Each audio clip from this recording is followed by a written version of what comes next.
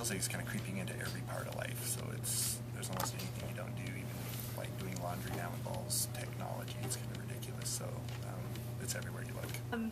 I don't know. It affects everything I do. I run a business, so I use my cell phone and my laptop all the time. I think it brings me closer to everybody else I need to communicate with. Both the internet and the cell phone. I hardly ever use a home phone anymore. In a lot of ways, it's the cell phone. Because the cell phone is nowadays, from before when they had cell phones, they were like bricks. Like you just hold it around and like it's a pain in the butt. You don't get reception and you don't get anything. But now with the technology nowadays, it's beyond the past of people's knowledge. It makes life so much easier. I mean, microwaves, fridges, TVs, food. My husband has an iPad. I like to use that. My kids play games with it. I'm also a homeschooler, and so I teach my kids using computer programs. So obviously that kind of technology has really changed how I school.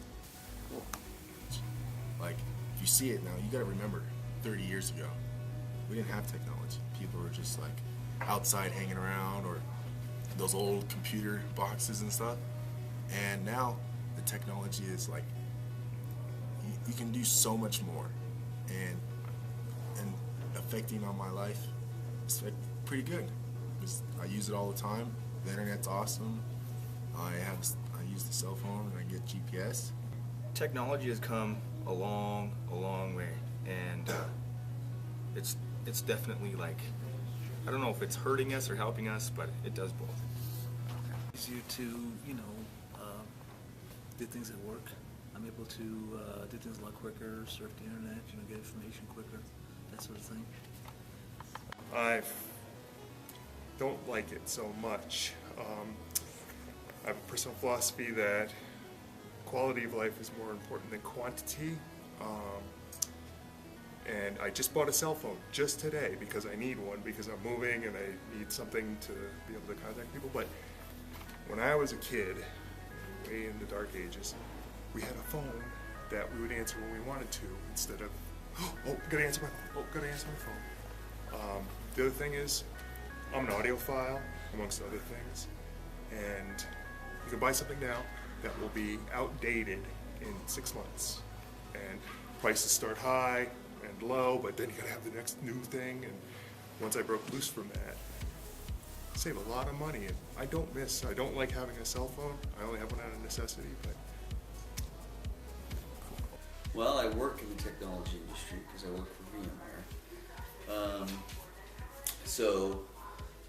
I would say that it's given me a job, but it also sometimes it takes away, I think, sometimes from the family unit, because sometimes you can be off in a room playing a video game, or you can be on your computer doing things, and it really kind of takes away from that family bonding time that you have at home that I cherish very much.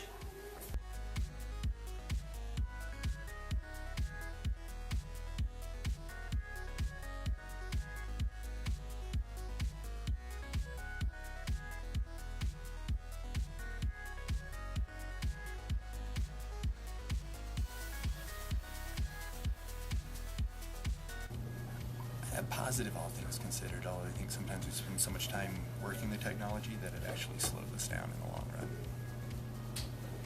run. That goes both ways too, because I mean, like, for instance, take like a car manufacturing plant. They use the technology to help build the cars, which lets them produce a lot more quicker. But then there's also, like, TV, video games and stuff that will take away your attention from what, chores or something that you're supposed to be doing. So it goes both ways. Mostly I think it has positive effects. I think that you can streamline a lot when you can use modern technology.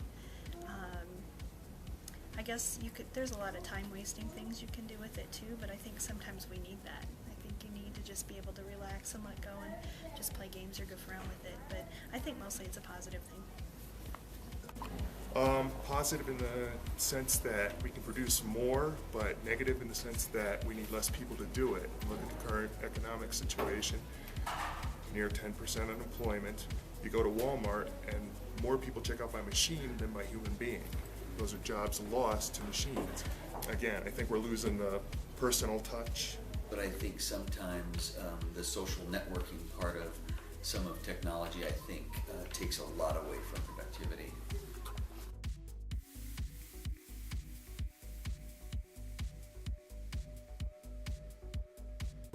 Virtual reality, I think it'd be a lot more, the concept of being able to access things in 3D, kind of like the Minority Report, I think, you know. You'll see the floating car. Cars that'll drive themselves. It's smaller and faster, but we're also going to be expected to use and know a whole lot more of it. Probably the better question would be, what advancements are we not going to see? Because, I mean, it's always advancing. You know, phones are getting cooler every day.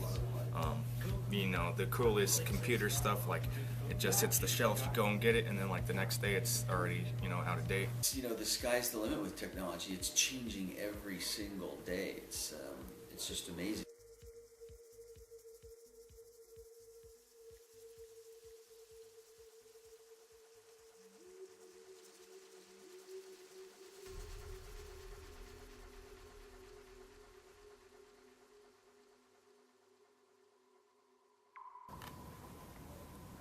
Probably about 6 hours a day, at least. 12. Well, since I work in that industry, I'm on my computer all day long. But that's part of my job. When I come home, I try not to be on the computer or my phone at all. As far as TV, I usually only watch about an hour to 2 hours of TV a week. Usually, that's about all. Okay, cool. A lot. I can't live without my phone.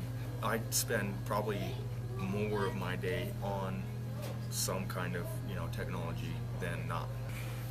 But I play a lot. I get like 6 hours a day in like technology. It's not bad. Oh, probably 4 or 5 at least. I spend about 8 hours. When I get off work, about 2 hours.